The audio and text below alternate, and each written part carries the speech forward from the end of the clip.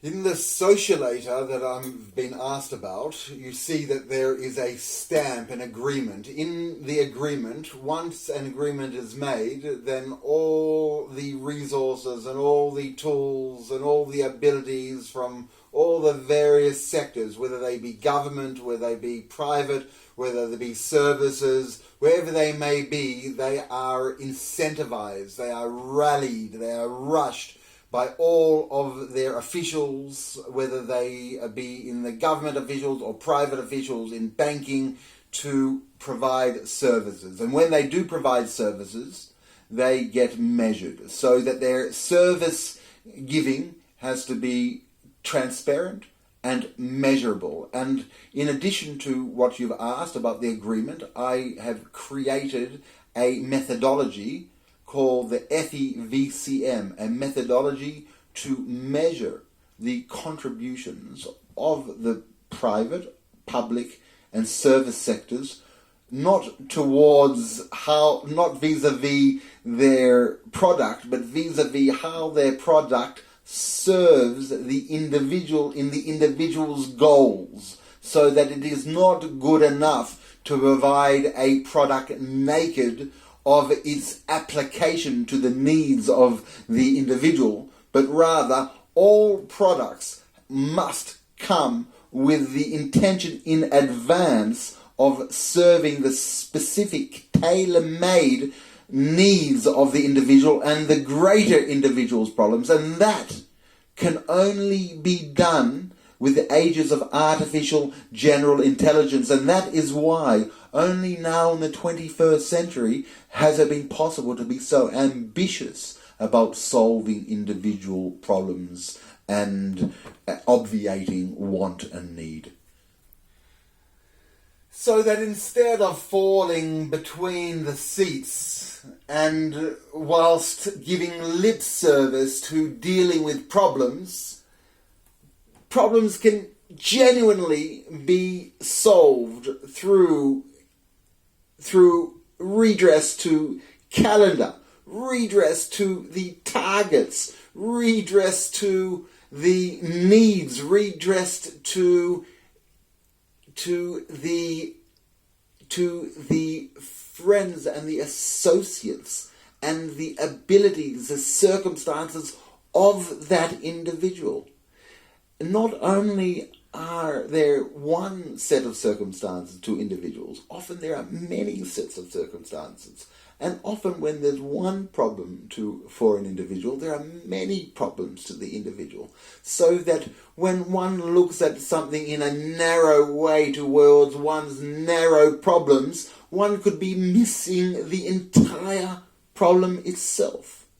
And not only that, but the first aid towards that problem which has been misdiagnosed is the death blow to the problem, so that often government and resources and first aid and attempts to help are not doing so at all. They are smothering and putting out the last abilities for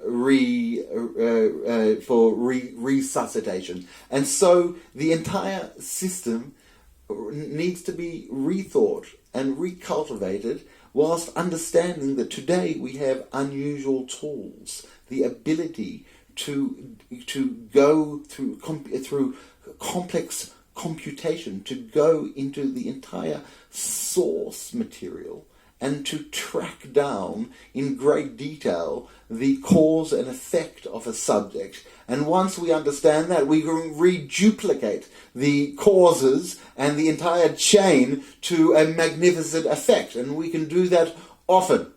So this is the goal and the aspiration. This should be the dynamism of those adventurers who just like they crossed the oceans to discover new lands, and they would send back their maps and their navigational routes and their wind and the current and the routes.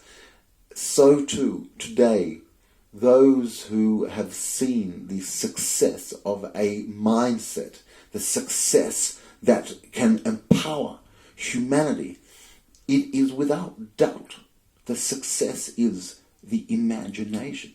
The success is what has been let go in the last 200 years. The success has been what we saw in the United States, the Industrial Revolution, the freedom of religion, the freedom of conscience, the freedom to congregate, the freedom to communicate. These ideals, which are part of the Judeo-Christian ethic, which was celebrated, and Israel itself took it up as a torchbearer in the Middle East, and it looks like it is illuminating with its partners other regions. This can be achieved. This is our goal.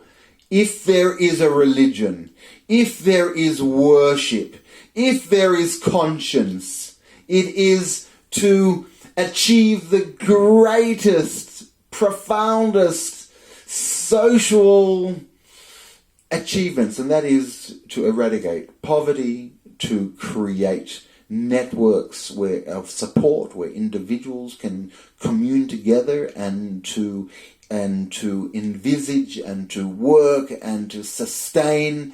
And the future is great. I don't pretend to know where we are going as individuals or as a group, but I do know and I do feel as an individual the great energy of creation, the energy which is given in us, in our souls, but bursts out and wants to share and wants to help and wants to empower.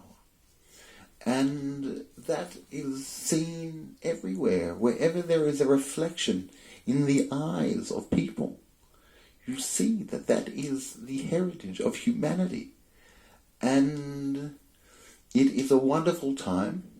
We are living in the most incredible time in human history.